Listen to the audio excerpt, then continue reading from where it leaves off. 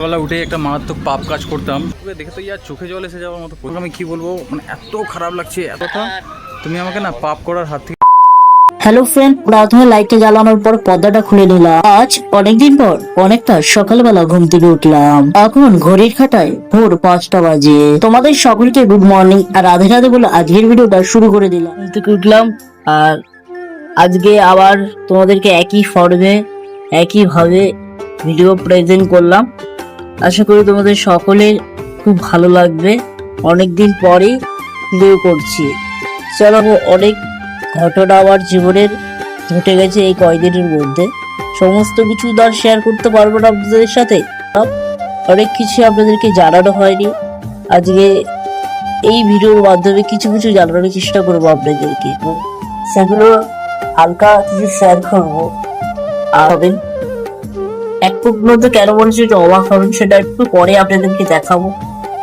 আজকে একজনের সাথে দেখা করব, আমার জীবনের যাকে একটুখানি সময় থমকে যেতে দেখেছি বা খুব কাছ থেকে মৃত্যুটাকে ফেস করতে দেখলাম, তার সাথে আজকে দেখা করতে যাব। মৃত্যুর যন্ত্রণাটা কতটা কষ্ট, মানুষের সাথে দেখা করতে যাব, সমস্ত কিছু এই ব্লগ জুড়েই থাকবে। আর চলো, এখনো ঘুমের দিকটা কাটেনি, আর এখন চান দান করে রেডি হয়ে আবার সমস্ত কিছু তোমাদেরকে বলবো। তোমার সাথে অনেকক্ষণ অনেক কথা শেয়ার করলাম। জমে থাকা যে কথাগুলো ছিল সমস্ত কিছু শেয়ার করে একটু হালকা ফ্রেশ হলাম। ঘর থেকে এখন বাইরে চলে আসলাম। এখন ব্রাশ করে চান্দান করে তাড়াতাড়ি রেডি হয়ে নিতে হবে। তোমরা একটা জিনিস দেখতে চাইছিলে না, তোমাদেরকে বলছিলাম, তোমাদেরকে দেখাচ্ছি।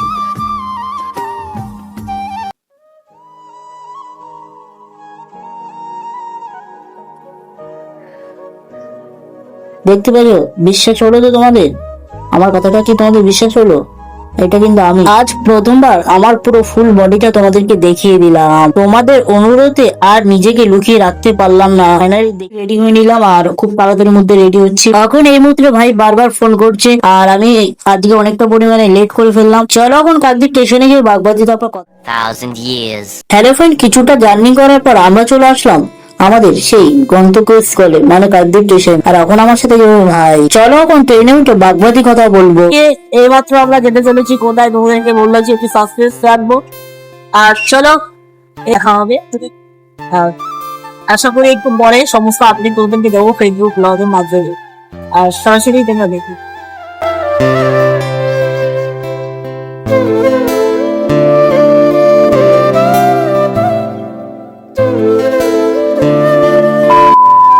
এখন আমরা চলে আসলাম শিয়ালদাতে।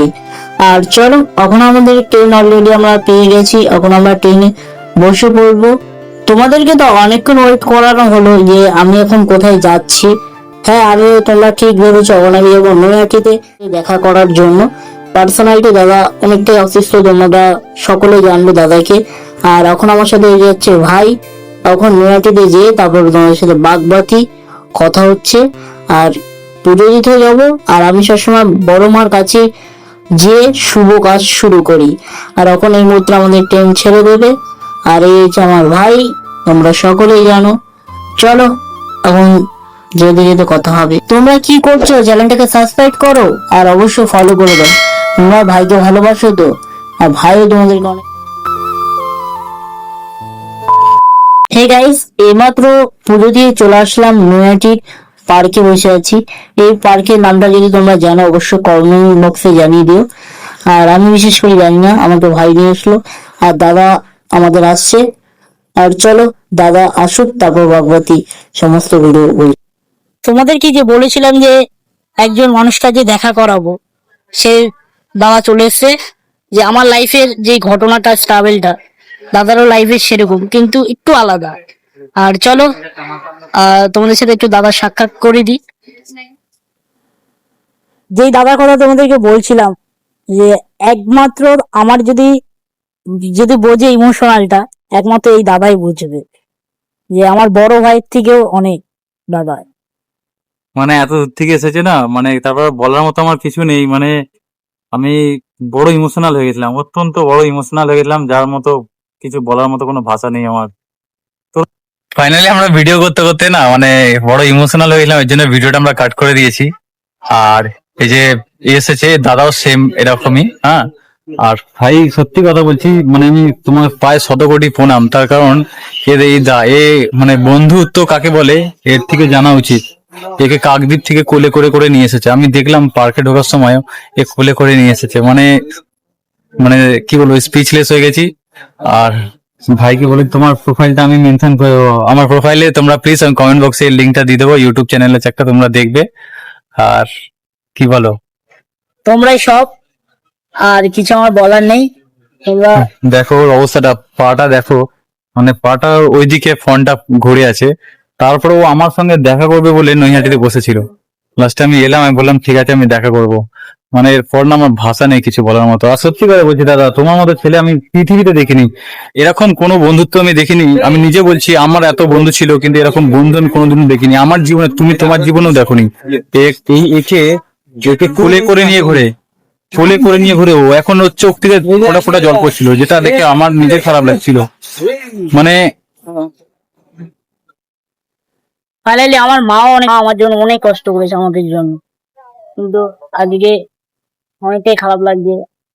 কিন্তু সব ঠিক হয়ে যাবে, সব ঠিক হয়ে যাবে। নার্ভাস হয়ে যাচ্ছি। আমি তোমাদেরও বলছি, মানে কেউ যদি দেখা করতে চাও, হ্যাঁ অবভিয়াসলি তোমরা দেখা করো, আমি কারোর সঙ্গে আমি কাউকে না বলবো না, অনেক বেশি ইমোশনাল হয়ে গেছি। এর ব্লগ চ্যানেল আছে গাইস, তোমরা একটু সাপোর্ট করো, ব্লগ চ্যানেলটাই মেনশন করে দেবো। আর এ কখনো নিজের পুরো বডিটা দেখায়নি, তার কারণ এরপরে গিয়ে মানে খারাপ লাগতো, কষ্ট লাগতো। ও এতটাই মানে ইমোশনাল, আর ওকে কি ইমোশনাল হবো, আমি নিজেই ইমোশনাল হয়ে গেছি। ও বলতে চাইছে যে ও পুরো ভিডিওতে দেখাবে ওর শরীরটা।